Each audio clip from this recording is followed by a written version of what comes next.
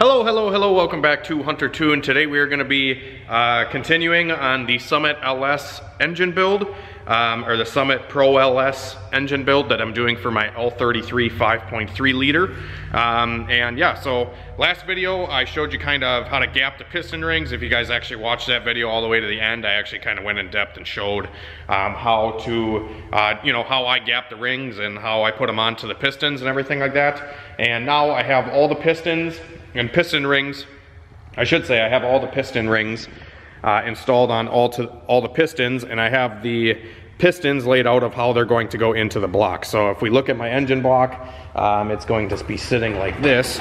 So with the engine block sitting like this next to my table here, these are the pistons and rods that are all going to go on this side of the engine. So when we put them in, they're going to go a certain way.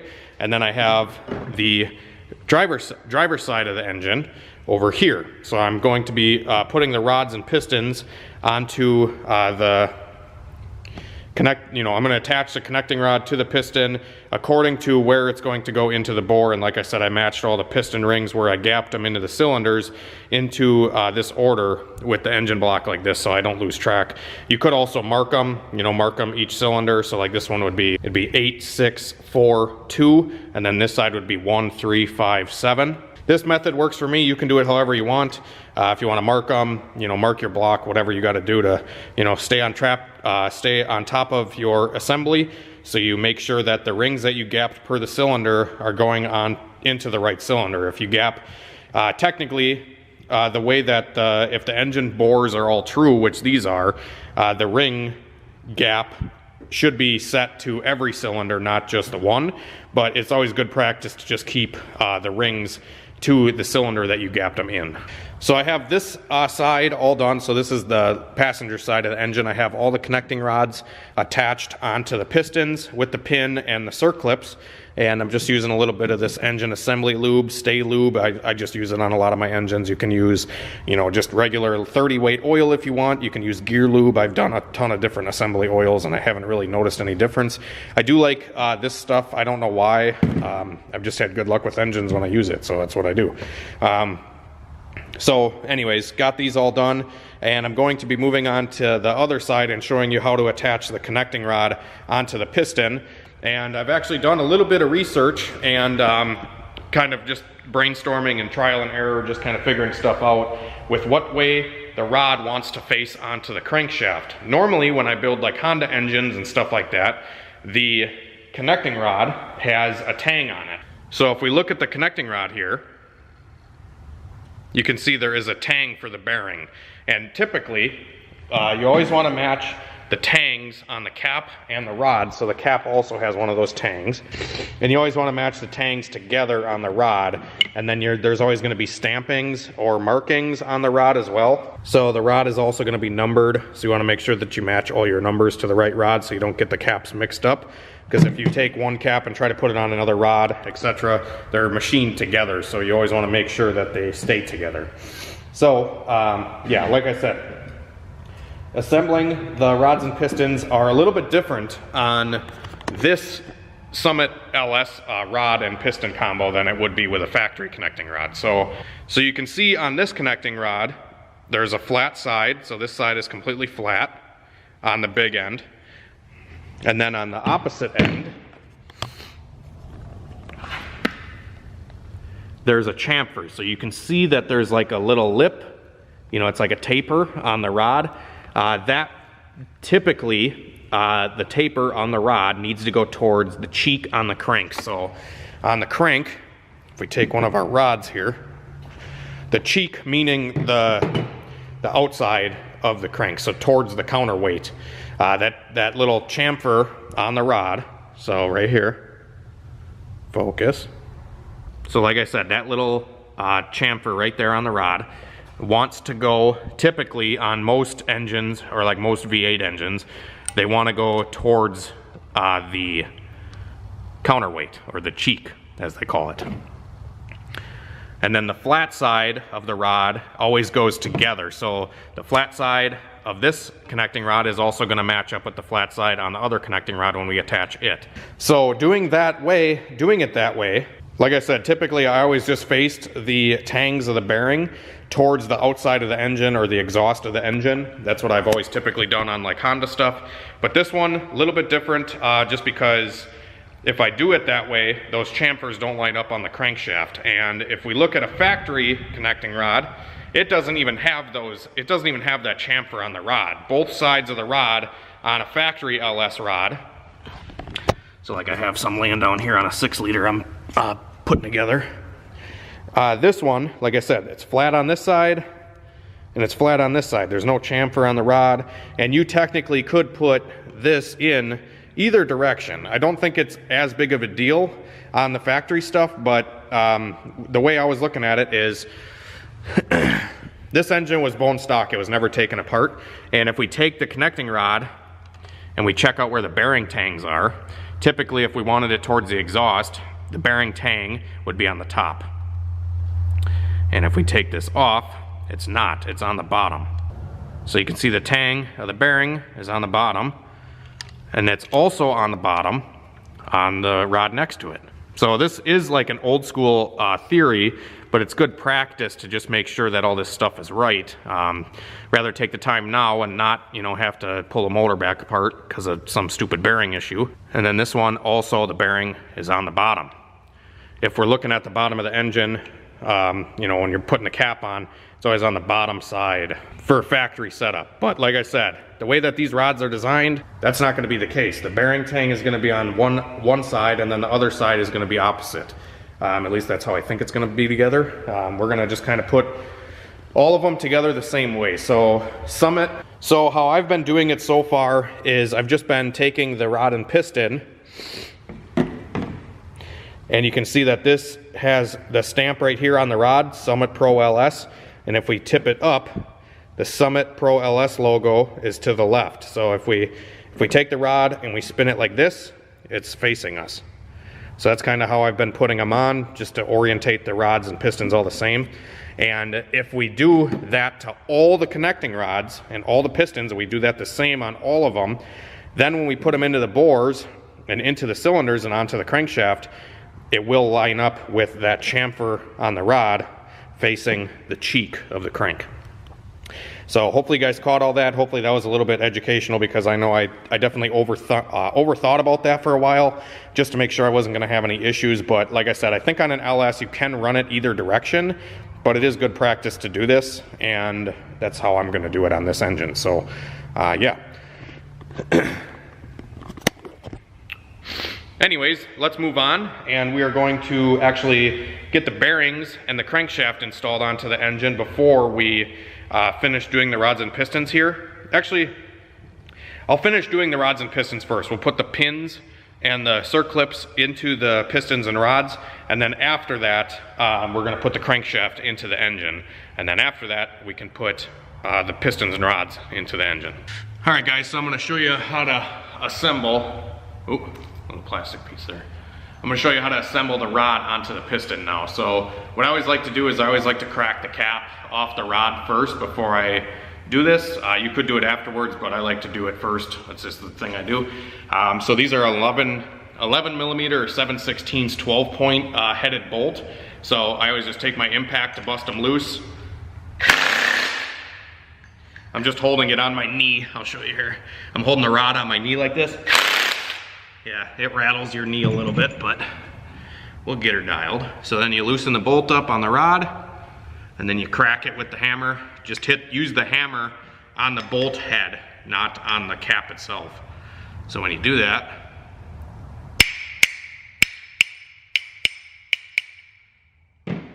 then the cap frees from the rod. So I'll take the bolts the rest of the way out. And voila. So now, I'm going to set this aside.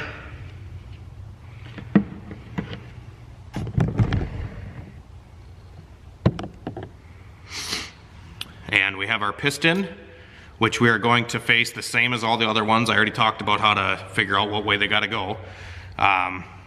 So I'm going to put the piston, I'm going to face it down like this when I shove the rod in. So I want to put the clip on the bottom of the piston first. So there's a retaining clip that holds the wrist pin from backing out. If you guys have been watching the channel, I actually fixed a guy's motor one time that the wrist pin backed out because he forgot one of the circlips. So you definitely don't want to do that. So when I put the rod and piston together, I'm going to shove the pin through the top. So I want to put that bottom circlip in first, which I'm going to do here. Take them out of the package.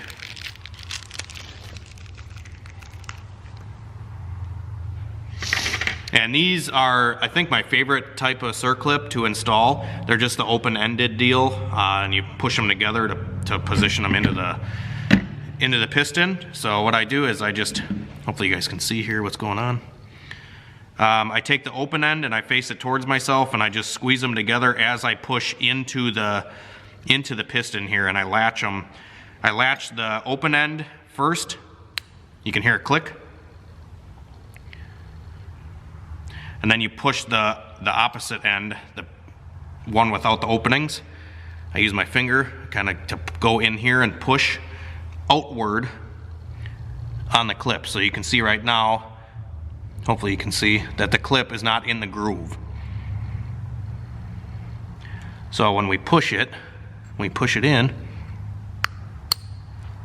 now it's in the groove. So it's as simple as that. And then I take a little bit of assembly lube, and I'm going to lube this side since the clip is in. That's how I know if I put the clip in or not. I do the clip, and then I'll put assembly lube on this side. So we'll take a little assembly lube, and we will goop it up inside where the wrist pin goes on the end that we already installed the clip. And then I'll take a little bit more assembly lube, and I'll lube the rod. So the small end of the rod where the wrist pin goes, we'll take a little assembly lube and goop her up. And then we'll do the same on the opposite side, or we'll do the pin. So we take the pin and we goop up the pin a little bit, and then we shove it in. And then we put the clip in as well.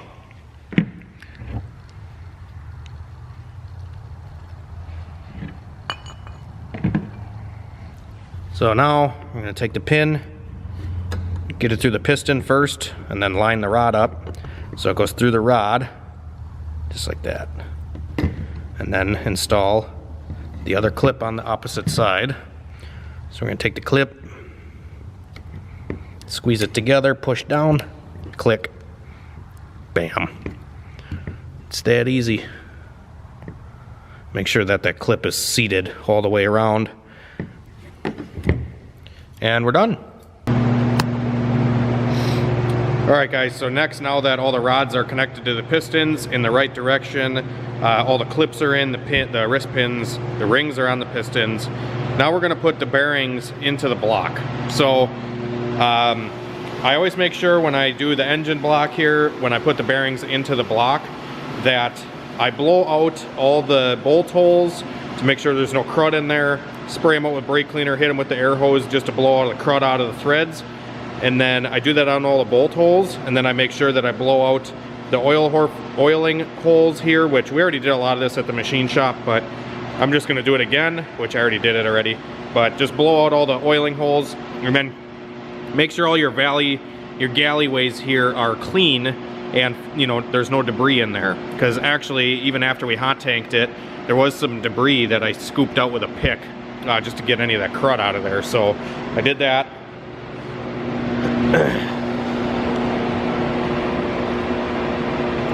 And now I have 2 bearings installed into the block here, and I have 2 more to do over here, and then the center bearing is the thrust bearing. So on an LS, the center bearing is different than the 4 outsides.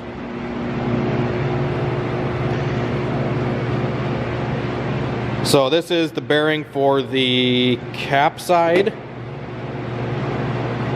Oh, nope. These are both the same, whether it's on the cap or, actually, this is the block side, because you can see that the block side has a chamfer in the bearing. So if we look, you can see there's a groove riding down the center of the bearing. So that means that one goes in the block. But there's no tang on these bearings, which is a little odd. I figured there would be a tang on the center bearing, but there's not. So I just know that the one with the groove, the chamfer in the bearing, is the one for the block. Not going to overthink it, because the cap's going to hold this bearing. It probably doesn't need a locating tang because the outside thrust bearing, the thrust part of the main bearing here is what locates it in the block. So that's probably why they don't have a tang. These are aftermarket bearings. These are Engine Tech bearings, the ones I'm using here. And I did want to talk a little bit about why I chamfer the oiling hole on the crank here. We do this at the machine shop every time I get the crank polished, and we always put, we call it a signature series. We always put a signature series on the port here. So like all these ports have, we just took a little, die grinder wheel, a little burr bit, and we just go and all the journals to help when the oil comes through this hole. It's gonna it's gonna disperse the oil better to the bearing. It's gonna kind of widen out as it comes out of the hole instead of just being a straight shot, if you know what I mean. So it'll disperse the oil better. I don't know, we like to do it. I don't think it hurts doing it. The only thing I could think of maybe that causing an issue with is you might lose about a 1/4 psi or a 1/2 psi oil pressure by doing this, but you'll have better dispersion of the oil onto the bearing.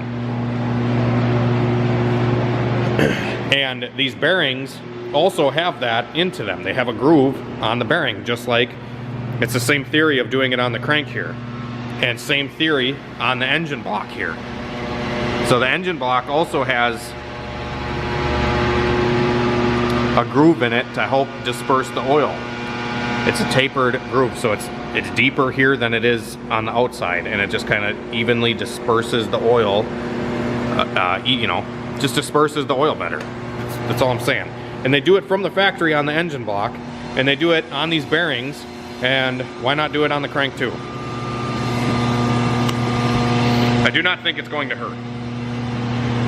So, gonna get the rest of these bearings put in. So we're gonna grab a bearing, and I always wipe the bearing off on like a clean sweatshirt or a microfiber towel. I take the bearing and I wipe it down to get any impurities off of it. If there's any like little residual oil or anything like that. You always want to install the bearing dry into the block and then lube the crank side. Same thing with the connecting rod. You always want to put the bearing into the connecting rod dry and then lube the crank side, not the block side or not the rod side. It's a friction fit into the block and it's a friction fit into the rod. So we'll make sure that our surfaces are clean here, and then we pop the bearing right in. Bam. And on these, and let me wipe this last bearing off.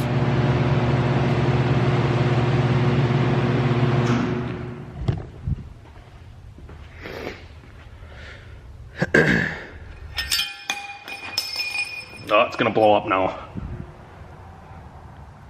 I dropped the bearing. It's gonna blow up now. Son of a biscuit. Let's make sure that there's no burrs or edges on it now that I dropped it. Which, it's still good. If it can't drop a little bit like that, how is it gonna take 1,000 horsepower? So, we got it all wiped off. We're gonna make sure that this surface is also wiped off. I usually run my finger across it, make sure I can't catch my, I don't get cut on anything. And then I wipe it down with the microfiber and then pop the bearing in. Honestly, I just use my finger half the time and plop it in. You gotta make sure your hands are pretty clean for doing this. You don't wanna make sure, you don't want your hands being full of oil when you're doing this, because then it won't be a friction fit, but you just line the tang up and then bam. So the tang here matches the tang on the bearing, and we're all set. So now we can put the crankshaft into the block. So we're gonna make sure we're gonna put some assembly lube on all these bearings before we drop the crank in. I don't think you can really use too much assembly lube, but you don't want to like overdo it completely, but you also don't want to not put enough on. I just take my finger and kind of spread it out evenly. Like this one could probably use a smidge more. Could use gloves for doing this, or if you trust your fingers, I don't know. I feel like I'm a part of this engine now. It'll be alright. Just put some goop on her. Goop the outside of the thrust bearing here a little bit.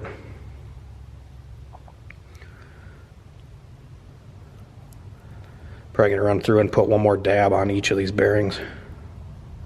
I don't like how much is on here. I'd like a little bit more. There we go. I like that. So there we go. All our bearings are gooped up. Now we can drop the crankshaft into the engine. You always want to make sure too that you blow the crank out. Make sure it's clean before you put it in. Which this thing's been wrapped up and we cleaned it at the machine shop quite a bit. But I'll make sure that I'll run my microfiber over it one more time, just to catch any extra bull crap we don't want. Set it in nice and gently. Oh, I'm fucking up already. The engine stand's gonna be in my way to hold it right there.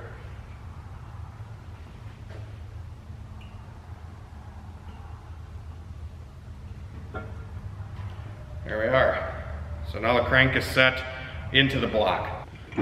Now we got to put the caps on. We're going to do the same thing with the bearings. We're going to just run our finger across here, or the microfiber, make sure there's no gunk on the cap, install the bearing, install the goop, and then put the cap on. So there's our bearing installed into the main cap number 5. We're going to put some goop on it and then install the cap into the block. This is the only cap that is offset, where the number is on the opposite side of all the rest.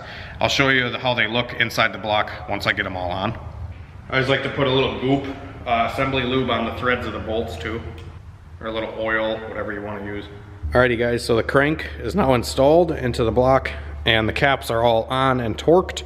So this is the orientation of the caps that you have to follow. So it's going to go starting at the oil pump here, or the timing chain. You're going to go 1, 2, 3, 4, and 5. So they're all the same direction besides the one by the rear main seal. That one, the number is on the opposite side. So if you guys need to take a picture of that to help you with your engine, you can. But you should make sure, just take a picture before you take it apart and this won't be an issue.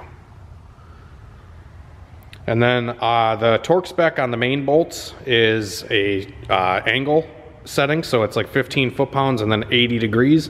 What I usually do, and what the angle settings usually come out to on my torque wrench when you lube the bolts and everything, is the inner ones I go to like 58, and then the outside ones I go to 50. So like 55, 58 on the centers, and then like 48 to 50 on the outsides, and then like 18 to 20 foot-pounds on the outside guys. And I always put a little dab of RTV around the outside bolts, just to make sure that they don't leak. Yeah, so all that's on and torqued, and we can actually take the crank and spin it by hand. It all turns over very nicely. If you cannot spin it by hand at this point, you should probably make sure that you should just double check your work, because you should be able to spin it by hand with just the crank installed and the mains attached. So next, we're going to flip the engine over and we're going to get the cylinders all cleaned up, and we're going to lube the cylinder walls so we can install the rods and pistons. So now that the engine is back this way, I am putting on a little glove here. It's a brand new glove. I'm going to put some oil in my hand and I'm going to goop around the cylinder wall to make sure that we get the cylinders oiled up before we put the rods and pistons in. First, I'll probably run down with a clean microfiber, just get all the dirt, if there's any dirt in the cylinder. We'll get that out of there. Like I said, we did a lot of this at the machine shop, but the engine has been sitting here for a couple days, so I want to just make sure it's clean. Cylinder walls all have really nice cross hatching, so we know they're ready to go. So I got only the best. This is all this engine's ever going to see, is Schaefer's 7000 series 20W50 racing oil. So I'm just going to put a dab on my hand here. I'm going to go in and lube it up. There we go. Do the same on the other side. There we go. Now we can take the rods and pistons and install them one at a time. Alrighty guys, so we got most of the rods and pistons installed, but I saved the last two to show you guys how I'm putting them in here. My OCD got the best of me. I don't know if it's OCD or just anxiety or what, but I was like, oh my God, I don't remember if I aligned the rings on the piston before I put it in the cylinder. So I took all four of these back cylinders out and I checked and they were perfect. Like, I was just like, I gotta take them out and double check, which took a little while, but now I'll be able to sleep a little bit better at night, knowing that I double checked the orientation of the rings to make sure they weren't on the same side, because that would probably ruin my day. But I don't know if anybody's actually, like, if you guys have actually put rings on the same way, like second and top ring, if they like mated together, if you've actually had that issue, I feel like you'd really have to get lucky on messing up for it to actually cause an issue. But anyways, we're gonna install the last two pistons here and I'm gonna show you what I'm doing. So my engine builder actually let me borrow his ring tool here, or the piston installing tool. It's a ring compressor from Wiseco. It's a 3.810 bore, which is exactly what my pistons are. So it is a tapered compressing ring. So you just put the piston right in there and then push it right through. It's super simple, it's super nice. I've always just used the, you know, the ratcheting type ring compressors, and I've built a ton of engines with those. But now that I've used one of these guys, holy crap, game changer. Super nice, like just super easy to use, whatever. But anyway, so I have, this is the rod and piston that's gonna go on the driver's side, and then this one is gonna go on the passenger side. So I have the piston here. I'm going to just make sure the rings are 180 degrees apart from each other. So the second ring, the gap is right there, and then the gap on this side is right there. So this one should be good to go to get installed. And I already put the bearings in the rods and I lubed them up. So I always just put the bearings in, you know, with the tang, matching the tang. It's, you know, pretty self-explanatory. Put the bearings in and I gooped them up on this side. So I'll install this. Make sure the crank is at bottom dead center of the piston that you're trying to install. So this is number one. So make sure the crank's at bottom dead center for number one cylinder before we go ahead and shove this guy through. So we're always going to make sure that the valve relief on the intake side is on the right side, because the intake valve is always bigger than the exhaust valve. But we kind of already talked about that when we did the, you know, how to set the piston up on the rod. So we're just going to double check here, make sure that our gaps are all away from each other. Okay. And then we're going to just kind of take the ring compressor here. Sorry. We're going to take the ring compressor here and put the piston through and just kind of guide the rings. We're going to kind of just guide the rings slowly on, just like that. And now the piston just sits in the ring compressor like this. We take the rod, we shove it through the bore, and we take the piston and we slowly push it through so the skirt is sticking out, and we shove the skirt through the hole. And then it's literally as easy as 1, 2, 3. Oh, maybe not now that I'm freaking filming myself. Boom, done. How nice is that? All right, so I'm gonna do this last cylinder now. Do the same thing. Kind of make sure our gaps are aligned. Like right here, this is what I'm talking about, which gave me anxiety, and I had to pull it all apart. I didn't know if I installed and I didn't check the rings like that. You see how they're both open there? You gotta have them facing 180 degrees apart from each other. I'm like, oh my gosh, did I check or did I not check? Fuck it, I'll pull it apart and look. And I did, and they were fine. But I was having like a mini panic attack about it. So now, like I said, we're just gonna walk Mr. Wiseco ring compressor here. We're just gonna slowly walk the ring. Sometimes you gotta squeeze the rings in just a little bit to get them to go, or to get the ring compressor to go around them. And then once they're around it, you can see it just slides right through nice and easy.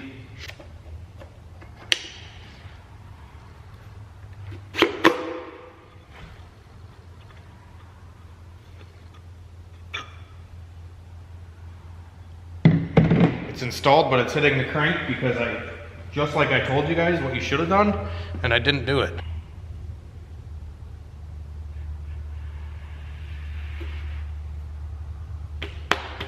There we go.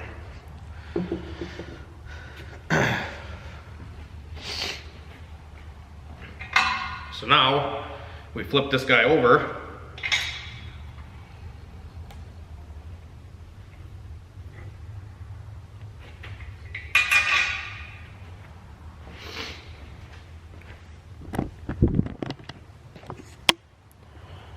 And we push the rod onto the crank. Oop, this is really difficult to do one-handed.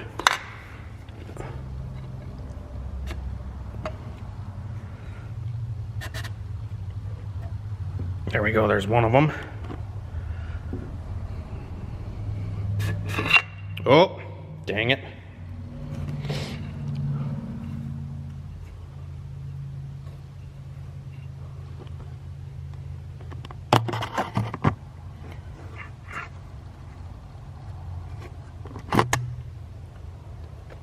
So then the other one, just kind of walk it up onto the crank on the other side of it.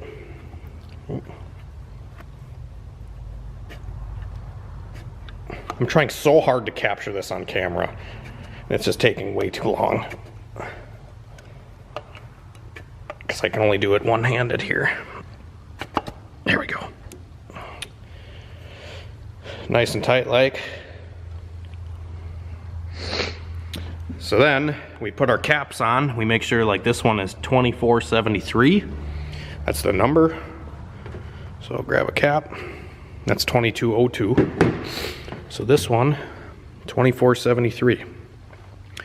We line the numbers up and the tangs. We make sure that chamfers towards the, whatever I called it on the crank, the counterweight.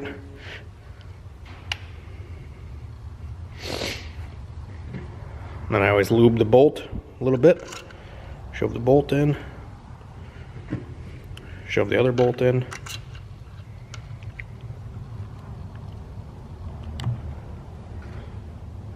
Same over here. 2202. Kaboom. Run them down with the impact and we're done.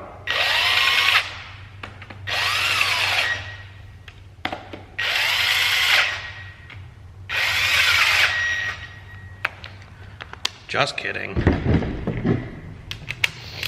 I have this set for like 48 foot-pounds. I don't know exactly what the torque spec is on these, but somewhere around there should be pretty good. I always just go like snug as a bug in a rug on each bolt.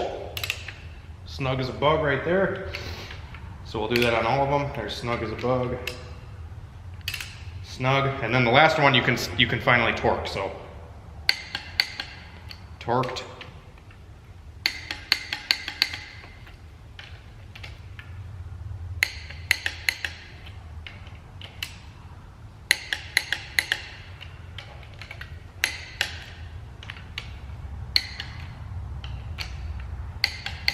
There we go. And this trusty Harbor Freight $20 torque wrench is all I've ever used to put engines together. Which, yeah, that's probably not the most accurate thing, but as long as we're in the ballpark, we should be pretty good. And I can tell a lot of times by feel if something's, you know, too tight, too loose. These all feel pretty good. There we go. We'll give her a spin. This thing spins beautifully. I can't wait to run this engine and pin the wastegate shut.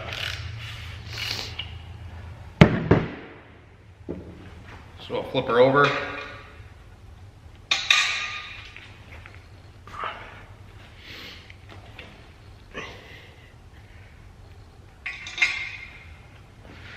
I'm gonna clean off all the tops of the pistons so I can take a picture and it looks like I'm professional. There we go, guys. We got a short block all assembled.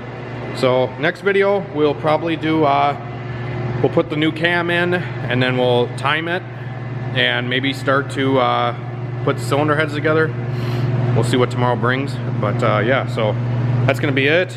I still have to put my valve springs in my head, so I might do a video on that. We'll see where the day goes, everything like that. But short block, all assembled. I'm gonna send it, see where it goes. So thanks for watching, guys. Have a great night and a better tomorrow. We'll see you later.